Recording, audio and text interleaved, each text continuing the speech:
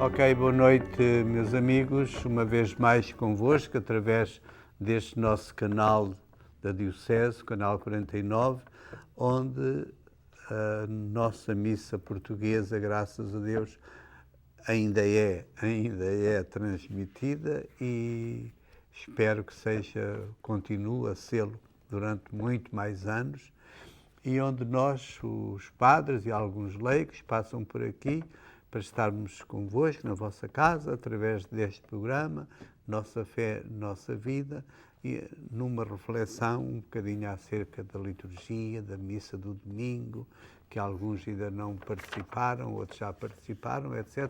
Mas é sempre com gosto que estamos convosco. Da minha parte, o filho da minha mãe, que se calhar o meu último, não sei, mas é possível que seja, para este ano é de certeza o meu último programa, com o nosso Padre Ávila, o homem forte desta diocese, o homem que semeia missionários e padres e seminaristas e etc. nesta diocese, e olha, está aqui connosco. Eu gostava de estar nos seus sapatos. Já no fim, e pronto, a ir à praia, a gozar o que mas não. Eu acredito que gostasses. Mas olha, quando tiveste Quando tempo... chega lá? Só me falta mais 15 anos. Ainda posso fazer.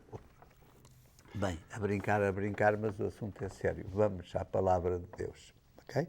Estamos no 12º domingo do tempo comum e vamos ler a primeira leitura para nos dar o pontapé de saída para esta nossa reflexão. Esta vem de uma das profetas, assim, dizem que há muitas profetas no Antigo Testamento, de Zacarias, é uma das profetas não tão grandes como Isaías, Jeremias, esses, mas é importante também que ele fala muito a respeito de o Messias, ele que virá para restaurar o povo de Israel. E nesta partezinha pequenina que vamos ler, ele fala de a casa de David, temos ouvido de David estas últimas 2 semanas, e essa casa que vai ser fundamental, fundação de o que Deus vai fazer e realizar no futuro. Do Profecia de Zacarias. Eis o que diz o Senhor: sobre a casa de David e os habitantes de Jerusalém, derramarei o espírito de piedade e de súplica. A olhar para mim, a quem trespassarem, lamentar-se-ão como se lamenta um filho único. Chorarão como se chora o primogênito. Naquele dia haverá grande pranto em Jerusalém, como houve em Hadad-Rimon, na plancia do Meguido. Naquele dia jurará um nascente para a casa de David e para os habitantes de Jerusalém, a fim de levar o pecado e a impureza. Palavra do Senhor. Penso, Padre Ávila, que o nosso amigo Zacarias, realmente um homem que olhava o futuro, olhava a vinda do Messias, e certamente o que através da sua vida, sobretudo a sua paixão e morte e ressurreição, surgiria, se calhar, é bonita aquela, sobre a casa de David, o templo, portanto, um novo templo, uma nova, que é a Igreja. Zacarias, com certeza, que está a referir-se ao povo de Deus, reunido já à volta de Jesus Cristo, morto e ressuscitado. A sua morte causará, naqueles que o creem, dor, evidentemente, e sofrimento e lágrimas, mas essa casa de David que chora a morte de Jesus, mas ao mesmo tempo também se alegra porque os habitantes de Jerusalém compreenderão que aquela morte e ressurreição veio para lavar o pecado da própria Jerusalém, e o pecado e a impureza na vida dos homens. Está a falar da Igreja e para a Igreja, está falando da missão da própria Igreja, lavar o pecado da humanidade, lavar as nossas impurezas. E que é o que nós fazemos cada domingo na Eucaristia, quando esta Igreja faz nas nossas pessoas, nas nossas missas, quando agarra na hóstia consagrada e mostra ao povo: este é o Cordeiro de Deus que tira o pecado do mundo. Aquela missão, aquele projeto, aquela visão de Zacarias com os olhos postos no futuro, de facto, Cristo, a João Batista apontou para Jesus Cristo nessa mesma linha. Esse é o Cordeiro de Deus, o que tira o pecado do mundo. E missão e anúncio e profecia de Zacarias que nós, cada domingo, fazemos, tentando mostrar Jesus Cristo e recordar ao povo, a cada um de nós, que Ele é de facto aquele que tira o pecado do mundo e nos liberta das nossas impurezas, etc, etc. É interessante que Zacarias fala de uma transformação, não? Porque ele começa dizendo daqueles que chorarão, que vão ver aquele que mesmo eles transpassaram, lamentar-se-ão como se lamenta um filho único, a tristeza da morte do escolhido de Deus, do Messias, do servo de Deus que vem no seu nome. Transformará-se em um momento de alegria. Dessa mesma tristeza, essas lágrimas, jurará um nascente para a casa de David e para os habitantes, não? Para a pureza dos seus pecados. Que este facto de Cristo crucificado torne-se não só um momento de tristeza, mas um momento de esperança, de vitória, de salvação. Só está falando ele já de quem é Jesus, não quem é o Senhor. Ele que sofreu, ele que foi, podemos dizer, vencido pela morte, destruído pela morte. Mas, enfim, não. Porque ele é que vence a morte, ele é que transforma a morte na cruz em a vitória da ressurreição. E para o cristão, para os crentes, para os batizados em nome de Jesus, compreendemos que, de facto, há mortes, há sacrifícios que valem a pena, não é?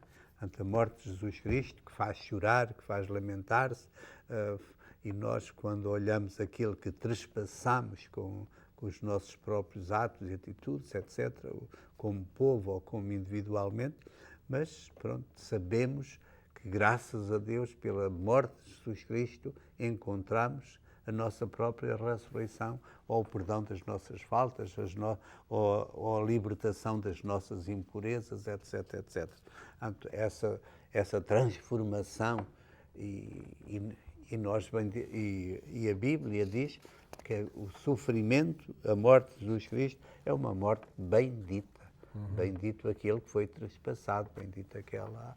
E a própria Bíblia também nos fala ó doce cruz, não é? Doce cruz, porque... E a bênção é para nós, não é só para Jesus que vence a morte. Não, mas que a bênção é para nós. Para nós. Ó doce cruz, ó doce Cristo, que sofreste tudo isto, oh, thank you very much. Não é? E nós temos que ver isso também no mistério da nossa vida. Eu acho que há muitas vezes que olhamos a vida e vemos ou a parte negativa, ou o sofrimento, ou a dor, ou a cruz, ou a tristeza que existe na nossa vida. E não podemos esquecer que, pelo mistério de Deus, o poder de Jesus Cristo, todas essas coisas, todos estes momentos também podem ser transformados, não? Vão ser transformados, não é podem, vão ser transformados. Não há nenhuma derrota, que podes dizer, ou tristeza, ou sofrimento neste mundo, que Cristo não pode, não quer e não vai transformar. Tudo será transformado. E quando esses sacrifícios são transformados em alegria, de facto, esse é o pão nosso de cada dia, da nossa vida. O que é que vós, que sois pais e mães, e nessa lição, quando vemos há sacrifícios, chegamos ao fim, a gente diz, valeu a pena, bendito sacrifício. Quando vós sois pais e mães e se sacrificaram por alguém, e sobretudo por aqueles que vós amais, vos sacrificais pelos vossos filhos, ou sacrificai-vos pela vossa esposa, ou pelo vosso marido, por aqueles a quem vós amais. E veem que depois valeu a pena. E de tantas maneiras. Nós, por vezes, gastamos tanto dinheiro porque amamos aquela pessoa, o meu pai, ou a minha mãe, ou a minha esposa, ou o meu filho, e gastamos nos médicos, ou gastamos na sua formação, na sua universidade, mais isto e mais aquilo, e nós, por vezes, com o estudo, com a reflexão, com o trabalho, queimamos as pestanas e tumba e damos, suamos, eu ia dizer um palavrão, suamos como corno, como se diz nos estudantes, suamos, mas quando lá chegamos acima, graças a Deus, terminei, valeu o meu sacrifício. E muitas vezes até dizemos, voltamos para trás e agradecemos ao nosso pai e à nossa mãe por eles nos terem obrigado, até às vezes, fazendo força, encaminhando, não, sacrifica-te, porque tal. Bem-aventurado. E quem diz isto, diz outros sacrifícios. Muitas das vezes temos tentações para fazer coisas que são agradáveis. Caramba! Seja diante do dinheiro, seja diante do poder, seja diante da vaidade, seja diante do sexo ou da sexualidade. Quantas coisas nos tentam e que são agradáveis, de certa maneira são agradáveis. E quando a pessoa é capaz, a partir da sua fé, e quer e dá valor à sua dignidade, à sua fidelidade, aos seus compromissos, e é fiel ao amor, é fiel à fé, é fiel ao amor de Deus, tem que fazer sacrifícios, porque renuncia a coisas que lhe dão prazer, e que gostavam. Mas podemos, se acaso chegamos ao fim, não saímos derrotados, saímos vencedores da tentação, até sou capaz de dizer bendita a tentação, porque foi uma ocasião para meter a pata na poça e não fiz. Tenho os meus sapatinhos limpos. Não é? Tenho o coração limpo, tenho a minha dignidade limpa. Quantas vezes há, e eu imagino na vida de tantos homens e mulheres que são fortemente tentados a saltarem para cima ou para o lado da mulher do vizinho ou do marido da vizinha e lutam. Eu tive alguns casos que conhecemos, pessoas que é uma luta medonha para serem fiéis à sua esposa ou para serem fiéis ao seu marido. E sofre porque às vezes também o coração também se apaixona por quem não nos devemos apaixonar. E a luta, mas que foi difícil, custou, mas depois afinal venci, afinal saí desta questão, graças a Deus, obrigado a Deus. Senão, se vamos ao revés, ficamos na derrota, então aí choramos, então aí mordemos cá por dentro de remorso. Eu fui derrotado, eu fui um banana, eu fui um estúpido, e porquê isto, e porquê aquilo, porquê é que tal, etc. Portanto, há sacrifícios que por vezes são benditos sacrifícios. Sim. E o sacrifício é que vós estáis à espera de um pequeno intervalo. Ok, seja feita a vossa vontade. KNXT thanks all its loyal viewers and respected businesses who have supported your Catholic television station. Now you can support KNXT with program underwriting by having your name, your company's name, or organization associated with your favorite program. Detailed information about you or your company will appear before and after each program or day part you select. Keep the quality and spiritual message alive and make a difference. Call 559-488-7440 today or go online at knxt.tv to find out more about program underwriting on KNXT. Olha, meus amigos, bem-vindos outra vez, nós cá estamos. O Padre Ávila, que está aqui connosco e tem sempre coisas bonitas para nos dizer. Ele vai ler imediatamente o texto do Evangelho deste próprio domingo, do 12º domingo do tempo comum, não é? Sim, o 12º. Também é um texto muito bonito e e que nos encosta à parede. Jesus Cristo, penso que ou São Lucas, através deste texto, encosta-nos um bocadinho à parede. Já vamos ver como. Estávamos a falar a respeito da necessidade, de vez em quando, de resistir à tentação, fazer sacrifícios, mas no contexto de que tudo que nós passamos, que podemos dizer que é mal, os sofrimentos, as dores e tudo isso, podem ter a sua transformação. E isso tem a sua esperança, a sua razão no facto de quem é Jesus. Porque Jesus é aquele que toma tudo que é mal e o transforma para aquele que pode servir a Deus, que pode glorificar a Deus, incluso o seu próprio sofrimento, a sua paixão e a sua morte. Com essa ideia na nossa mente, vamos escutar o Evangelho, o poder de Jesus transformar tudo de mal para bem. Um dia, Jesus orava sozinho, estando com ele apenas os discípulos. Então, perguntou-lhes: quem dizem as multidões que eu sou? Eles responderam: uns dizem que és João Batista, outros que és Elias, e outros que és um dos antigos profetas que ressuscitou. Disse-lhe Jesus: e vós, quem dizeis que eu sou? Pedro tomou a palavra e respondeu: és o Messias de Deus. Ele, porém, proibiu-lhes severamente de o dizerem, fosse a quem fosse, e acrescentou: o Filho do Homem tem de sofrer muito, ser rejeitado pelos anciãos, pelos príncipes dos sacerdotes e pelos escribas. Tem de ser morto e ressuscitar ao terceiro dia. Depois, dirigindo-se a todos, disse: se alguém quiser vir comigo, renuncie a si mesmo, tome a sua cruz todos os dias e siga-me.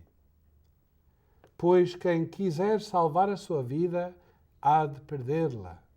Mas quem perder a sua vida por minha causa, salvá-la. Palavra da salvação. Glória a vós, Senhor. Glória a vós, Senhor.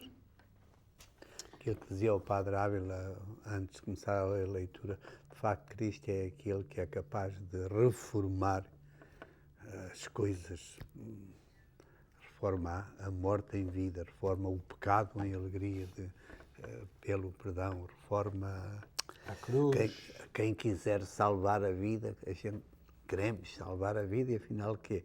Cuidado que às vezes a perdemos.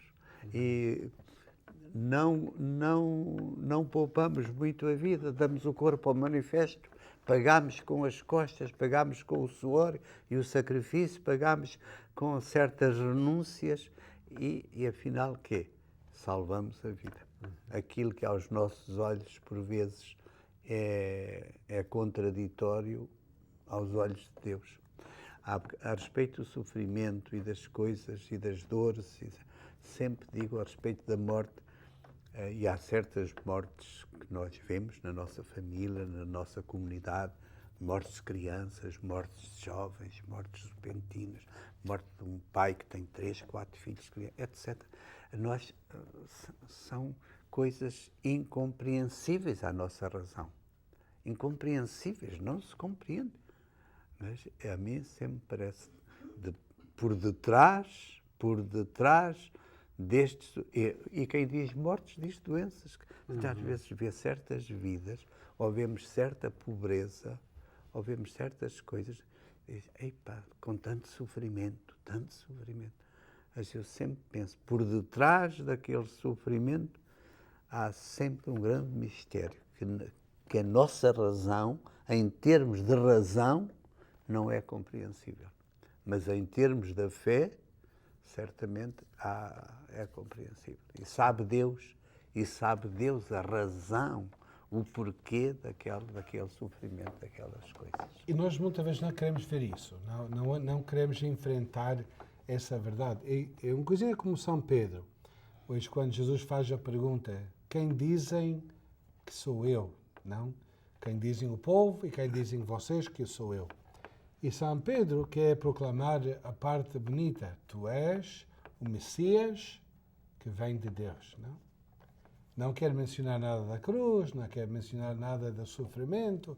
Não, para ele é o Messias com essa ideia. E é por isso que Jesus proíbe-os, não, de dizer isso. Não, porque isso não é uma coisa que nos faz pensar, mas porque é que Jesus proibia que eles anunciassem que ele era Messias? Porque eles não compreendiam ainda o que queria dizer essa palavra.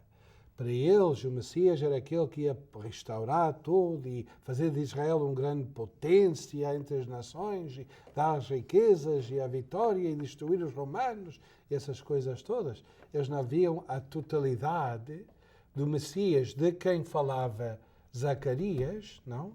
Aquele que será traspassado, aquele que será morto, mas que vai tornar-se numa fonte nascente para a casa de Israel. Eles não queriam ver isso, eles não queriam aceitar isso. E Jesus então tem que levá-los a enfrentar esse facto. Nós somos assim. Não queremos ver um Deus completo, só queremos ver um Deus a meios. O Deus bom, o Deus bondadoso, o Deus rico, o Deus poderoso. Não queremos ver o Deus que também permita sofrimento, que permita dor, que permita doença, que permita morte, mas para levar isso tudo a uma transformação última, não? Sim, muito bem. Esta reflexão, esta página de uma possível reflexão, a mim também sempre me impacta as coisas. Uma outra página, mas que ressalta também deste Evangelho de São Lucas.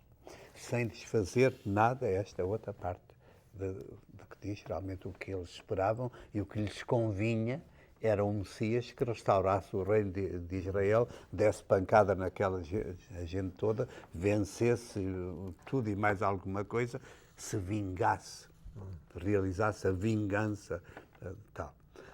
Mas há uma coisa que a mim me impacta, é trazermos isto aos nossos dias de hoje. Imaginemos que Cristo também nos perguntava a nós próprios, ok, afinal de contas, o que é que se diz por aí a meu respeito? Quem dizem que eu sou? E se nós ouvirmos esta pergunta, de facto a gente vê. O que é que a televisão diz de Jesus Cristo hoje? O que é que os jornais dizem de Jesus Cristo? O que é que os políticos ligam a Jesus Cristo? Ou o que é que dizem de Jesus Cristo? O que é que dizem? Também é bom que saibamos o que é que dizem de Jesus Cristo. Mas não é bom embarcarmos no acordo daquilo que os outros dizem. Há algo que é importante para cada um de nós, para vós, para mim, para cada um de nós. Ok, isso é o que os outros dizem. Ok, está muito bem, isso é o que os outros dizem. E vós? Porque temos protestantes, temos também pessoas religiosas, temos pessoas com fé, pessoas sem fé nenhuma, pessoas com outras igrejas, pessoas tal. Ok, a gente sabe o que é que os outros dizem. Agora, é importante é que não vivamos aquilo que os outros dizem, que não somos canas agitadas pelo vento. O que é que foste ver ao deserto? Foste ver um homem, foste ver o João Batista, o homem, que ainda é mais que profeta, foste ver, ou foste ver uma cana agitada pelo vento? O que é que tu pensas? É importante o que é que eu penso, é importante o que é que eu creio, é importante o que é que tal. E quando temos dúvidas, também há uma outra luz. Quando temos dúvidas, onde é que temos que ir? Temos que ir à voz da igreja, penso eu. Temos que ir à voz de Pedro. Os outros discípulos, quase ninguém respondeu. E vós? Pedro é que responde. Não. Tu, para mim, és o Messias, o Filho de Deus. Nas nossas dúvidas, porque não é nenhum pecado ter dúvidas. O pecado é seguir a dúvida. Porque o pecado é até, se eu tenho dúvida sobre uma coisa, agarro na Bíblia, agarro na minha oração, tento ir ver, tento ir saber a verdade, etc. Portanto, É importante isto. E depois, e vós quem dizeis que eu sou? Esta é a minha responsabilidade. O que é que eu digo acerca de Cristo? O que é que vós dizeis acerca de Cristo? Se eu me porto mal, se eu tenho uma vida mundana, se eu tenho uma vida troca-tintas, se eu tenho uma vida caracacá, se temos isto, cuidado com aquilo que a gente diz. É como vós diante dos vossos filhos. Não ia dizer aos vossos filhos, não bebas, se vós apareceis borrachos à frente deles de vez em quando. Não dizeis a eles, não vás às meninas, a um jovem, não vás às meninas, não vás isto, não vás com as prostitutas, se de vez em quando andais a saltar da vossa casa para a casa alheia. Não vais dizer, não roubes, se depois roubas os teus empregados, as tuas coisas, etc.